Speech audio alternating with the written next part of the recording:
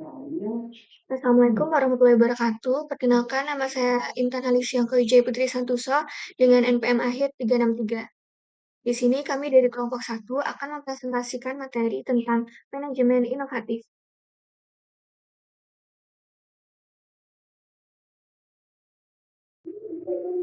Oke, untuk yang pertama ini saya akan menjelaskan tentang kinerja manajemen. Nah, kinerja manajemen adalah hasil kerja atau pencapaian yang diperoleh manajer dalam menjalankan fungsi-fungsi manajemen guna mencapai tujuan organisasi. Kinerja manajemen ini juga bertujuan untuk mencapai target organisasi secara efektif dan efisien. Kinerja manajemen ini berkaitan dengan fungsi perencanaan, pengorganisasian, pengarahan, dan pengendalian. Nah, selanjutnya ada tujuan penilaian kinerja manajemen, yaitu di mana penilaian kinerja dilakukan untuk mengetahui apakah strategi dan kebijakan yang telah diterapkan berjalan sesuai dengan tujuan perusahaan. Dan di sini ada 4 indikatornya. Yang pertama yaitu mengukur tingkat pencapaian tujuan suatu perusahaan, yaitu di mana untuk mengetahui apakah target yang telah ditetapkan perusahaan sudah tercapai atau belum, baik dari sisi keuangan maupun operasional. Dan yang kedua, yaitu mengevaluasi efektivitas strategi yang dijalankan, yaitu di mana untuk menilai apakah strategi dan kebijakan yang diterapkan sudah tepat dan memberikan hasil yang sesuai harapan. Dan selanjutnya yang ketiga yaitu menjadi dasar pemberian reward atau sanksi, yaitu di mana sebagai acuan dalam memberikan penghargaan bagi yang berprestasi serta sanksi atau pembinaan bagi yang belum memenuhi standar. Dan yang terakhir ada meningkatkan tanggung jawab dan motivasi manajer, yaitu agar seorang manajer lebih bertanggung jawab atas tugas dan termotivasi untuk meningkatkan kerja suatu perusahaan. Di sini saya akan menjelaskan tentang tujuan penilaian kerja indikator kinerja manajemen. Yang pertama yaitu tujuan penilaian kerja. Yang pertama yaitu mengukur pencapaian tujuan perusahaan. Yang kedua yaitu mengevaluasi strategi yang diterapkan. Yang ketiga yaitu sebagai dasar pemberian reward dan evaluasi. Serta yang terakhir yaitu meningkatkan tanggung jawab manajerial. Dan indikator kinerja manajemen itu ada dua aspek keuangan dan aspek non-keuangan. Aspek keuangan itu adalah bab bersih, ada ROI, ada rasio profitabilitas dan efisiensi biaya. Dan yang kedua yaitu aspek non-keuangan. Itu ada kepuasan pelanggan, produktivitas karyawan, inovasi, dan kualitas layanan. Selanjutnya ada balance scorecard atau kartu skor berimbang. Nah, balance scorecard ini adalah sistem manajemen strategis yang digunakan untuk menerjemahkan visi dan strategi organisasi ke dalam serangkaian ukuran kinerja yang komprehensif, yaitu yang mencakup ukuran keuangan dan non-keuangan.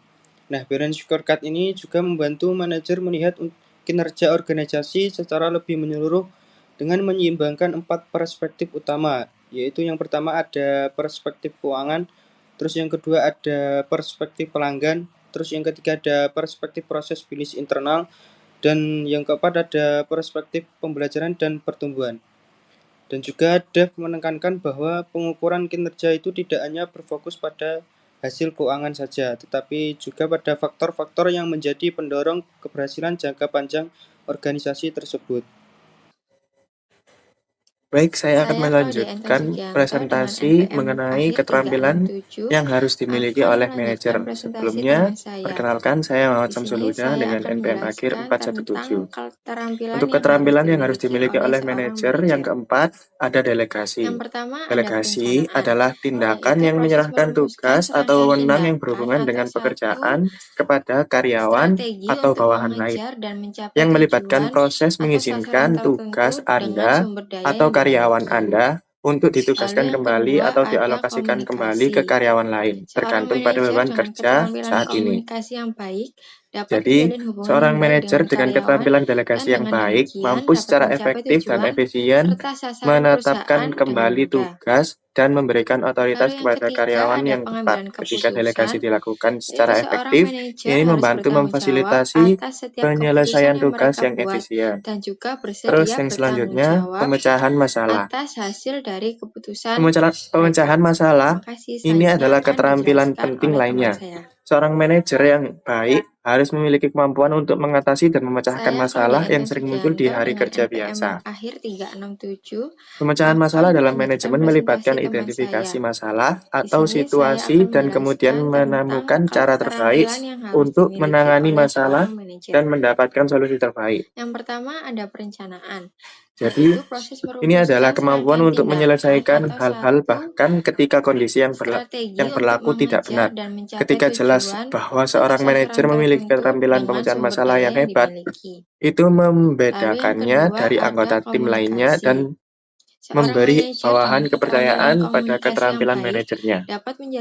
Terus, yang terakhir ada memotivasi. Kemampuan untuk memotivasi adalah keterampilan penting dalam sebuah organisasi. Motivasi membantu memunculkan perilaku atau respons yang diinginkan dari karyawan atau pemangku kepentingan tertentu. Ada banyak taktik motivasi yang dapat digunakan manajer, dan memilih yang tepat dapat bergantung pada karakteristik seperti budaya perusahaan dan tim, kepribadian tim, dan banyak lagi. Ada dua jenis motivasi utama yang digunakan seorang manajer. Ada motivasi intrinsik dan ekstrinsik. Jadi kesimpulannya, keterampilan manajemen mencakup berbagai kemampuan, termasuk perencanaan bisnis, pengambilan keputusan, pemecahan masalah, komunikasi, delegasi, dan manajemen waktu. Sementara peran dan organisasi yang berbeda memerlukan penggunaan berbagai keahlian. Keterampilan manajemen membantu seorang profesional menonjol dan unggul, apapun level mereka. Dalam manajemen puncak, keterampilan ini sangat penting untuk menjalankan organisasi dengan baik dan mencapai tujuan bisnis yang diinginkan. Baik, saya akan melanjutkan presentasi. Sebelum itu, perkenalkan nama saya Octavia Fitriani dengan NPM akhir 376. Dalam hal ini, pimpinan memiliki peran dominan sebagai pengambil keputusan akhir, namun tetap melibatkan staf teknis dalam memberi masukan mengenai kelayakan implementasi inovasi tersebut. Temuan ini sejalan dengan pendapat Rogers 2003 yang menyatakan bahwa proses inovasi dalam organisasi berlangsung melalui tahapan pengetahuan, persuasi, keputusan, implementasi, dan konfirmasi. Halo, perkenalkan nama saya Muhammad Agung Budianto dengan NPM akhir 130. Di sini saya akan melanjutkan faktor yang memengaruhi dan dampak pengambilan keputusan inovatif. Faktor yang memengaruhi pengambilan keputusan ada 5. Yang pertama, gaya kepemimpinan. Yang kedua, budaya organisasi. Yang ketiga, ketersediaan sumber daya. Yang keempat, tekanan eksternal. Yang kelima, evaluasi data lapangan.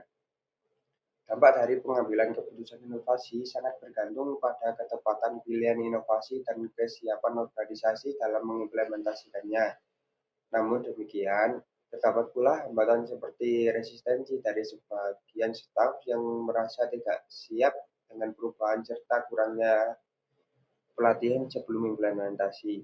Hal ini menunjukkan bahwa pengambilan keputusan inovasi tidak cukup hanya sampai pada tahap persetujuan, tetapi harus disertai strategi implementasi dan manajemen perubahan yang tepat.